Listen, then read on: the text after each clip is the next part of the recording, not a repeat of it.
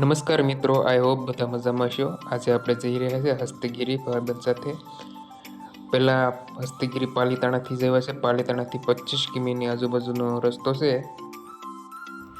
મિત્રો, તમે તળાજા બાજુથી હસ્તગીરી આવતા હો તો તમારે પાલીતાણા સિટીમાં ફરવા જવાની જરૂર નથી। પાલીતાણા શહેરમાં એન્ટર થતાં પહેલાં પાવકવન તરફનો રસ્તો છે, ત્યાંથી તમે બાયપાસ હસ્તગીરી જઈ શકો છો, જેથી તમારે સિટીમાં ટ્રાફિકમાં જવું ન પડે।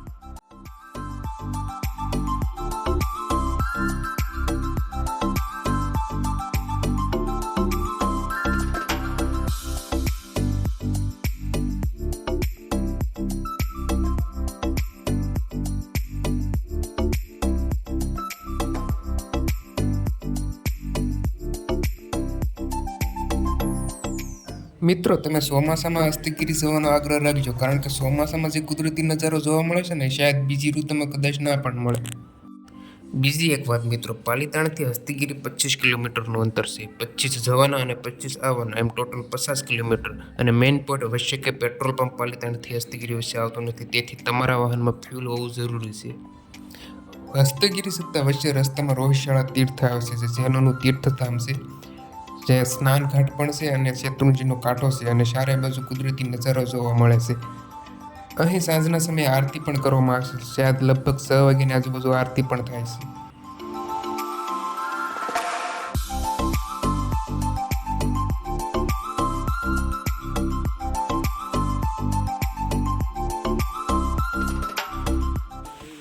મિત્રો, વરસાદ આવી ગયો છે અને અમે પલળી ગયા છીએ। એક દુકાન આવી છે, ત્યાં અમે ઊભા રહી ગયા છીએ। વિપુલભાઈ કે ચા પીવું છે, હું કહું હાલો ચા પી લઈએ। મિત્રો, અહીંથી ડુંગર ચડવાની શરૂઆત થાય છે। આ તમે જોઈ શકો છો, પ્રવેશ દ્વાર છે, શ્રી હસ્તગીરી તીર્થ ડુંગર તરફ જવાનો રસ્તો। તમે વાહન દ્વારા પણ જઈ શકો ને, પગપાળા સીડીઓ પણ છે। તો ચાલો મિત્રો, ચડવાની શરૂઆત કરીએ।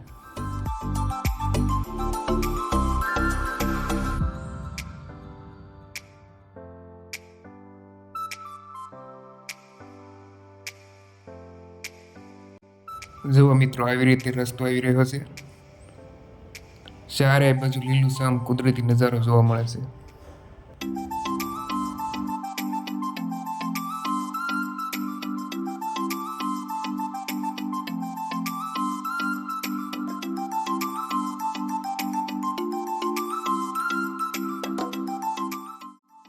ચારે બાજુ લીલીછમ પહાડીઓ જોવા મળે છે। મિત્રો, જે સામે બતાવે છે આવડા એ શેત્રુંજય પર્વત છે।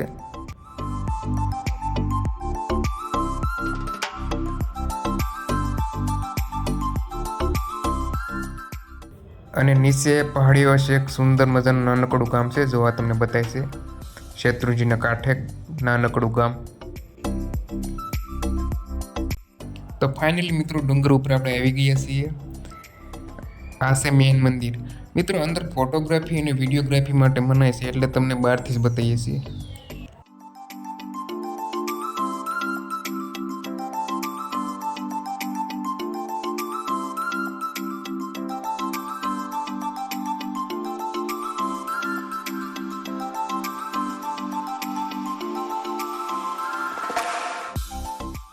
તો મિત્રો, આપણે ડુંગર ચડીને ભગવાનના દર્શન કરી લીધા છે, અને હવે ડુંગર ઉતરવાની શરૂઆત કરીએ।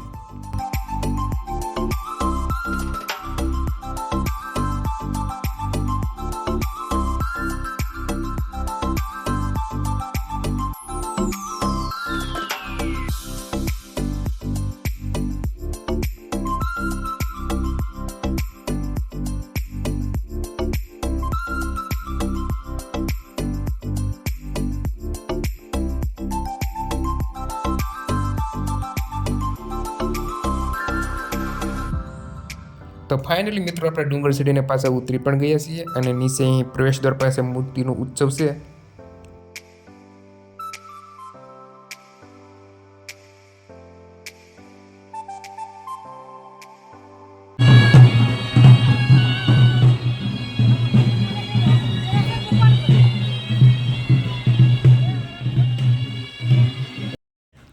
મિત્રો, મને અને વિપુલભાઈને જૈન લોકો દ્વારા 100 રૂપિયાની ભેટ આપવામાં આવી।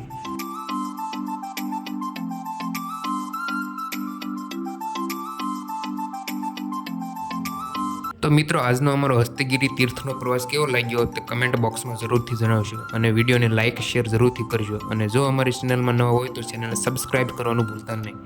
તો મળીએ નવા વિડીયો સાથે, ત્યાં સુધી જય હિન્દ જય ભારત, બાય બાય.